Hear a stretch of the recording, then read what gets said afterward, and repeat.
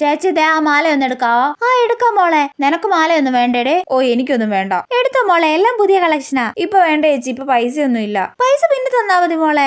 എടുക്കടി, പൈസ പിന്നെ കൊടുത്താ പോരെ, നമ്മുടെ സ്വന്തം ചേച്ചിയല്ലേ. പിന്നെ അല്ലാതെ. എടുത്തോ മോളെ. എന്നാ ആ മാല നോക്കാം അല്ലേ? ആ അത് നല്ലയാ, നിനക്ക് നല്ലോണം ചേരും. ചേച്ചി എന്നാ ദേ ആ മാല ഒന്ന് എടുക്കാവോ? ആ എടുക്കാം. നീ എന്താടി എടുക്കുന്നേ? ഓ എനിക്കൊന്നും ഇഷ്ടപ്പെട്ടില്ലടി, ഞാനൊന്നും എടുക്കുന്നില്ല. അത് ശരി. കോളേജിന്റെ മുന്നിൽ ഇങ്ങനെ ഒരു കടയുള്ളത് എത്ര നല്ലതല്ലേടി. നീ നിർബന്ധിച്ചിട്ടാ ഞാൻ ആ മാല എടുത്തേ. ഇതെങ്ങാനും എന്റെ വീട്ടിൽ കണ്ട അമ്മ എന്നെ അപ്പ ശരിയാക്കും. ഷടാ. എടി അങ്ങോട്ട് നോക്കല്ലേ. എന്താടി? ദേ നമ്മുടെ കോളേജിന്റെ മുന്നിലെ ഷോപ്പിലെ ചേച്ചി. അതിനെന്താ? ഞാൻ ആ മാലയുടെ പൈസ കൊടുത്തിട്ടില്ല.